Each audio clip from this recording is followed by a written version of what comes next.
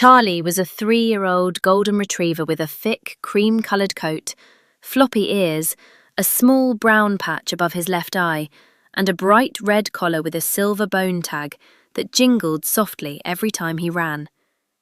His eyes were warm, honey brown, and they always found you across any room or yard, because for Charlie, finding you was the whole point.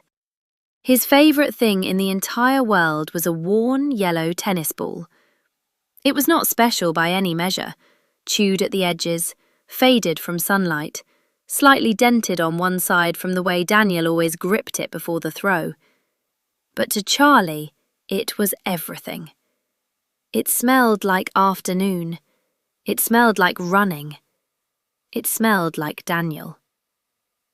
Daniel was a tall man in his early 40s, with short grey hair and kind eyes that crinkled when he laughed. He almost always wore the same faded blue flannel shirt, soft from years of washing and fraying slightly at the left cuff.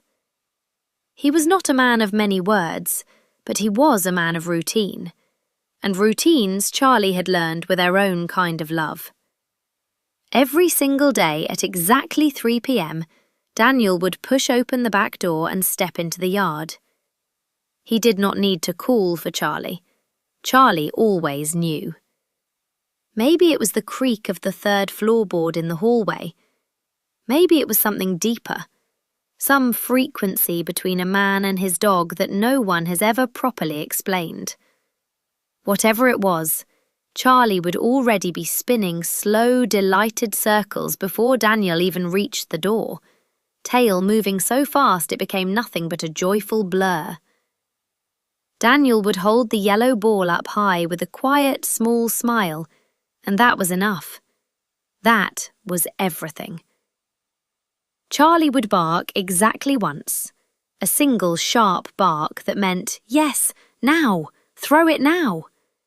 And then he would be gone, flying across the green grass of the big open backyard, past the tall oak trees lining the white wooden fence, red collar jingling, cream coat catching the afternoon light like something golden and alive.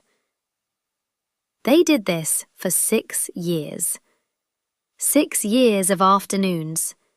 6 years of the same yellow ball and the same blue flannel shirt and the same single bark and the same pure, uncomplicated joy. The oak trees grew taller. The fence needed painting twice. The ball got more worn and more loved with every season. The backyard knew their routine better than anyone. Then, one Tuesday afternoon, the back door did not open at 3 p.m. Charlie sat by the door with the yellow ball placed carefully at his front paws the way he always placed it when he was ready. He watched the handle.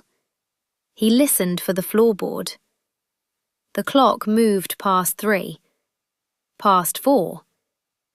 The light shifted from bright to golden to grey. Charlie nudged the ball 1 inch closer to the door with his nose, as if making it easier to find, as if closing the small distance between the ball and the hand that was supposed to hold it.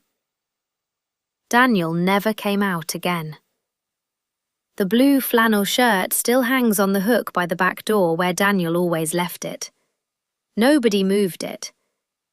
The framed photo on the shelf still shows the two of them, Daniel laughing, arm raised high with the yellow ball, Charlie mid-leap beside him, tail a beautiful blur. Both of them frozen in an afternoon that will never end. Every morning Charlie still walks to the back door. He places the worn yellow ball carefully at his front paws. He sits. He watches the door handle. He listens for the floorboard. He waits with the kind of patience that has no bottom. The kind that was never taught that giving up was an option. He is still waiting.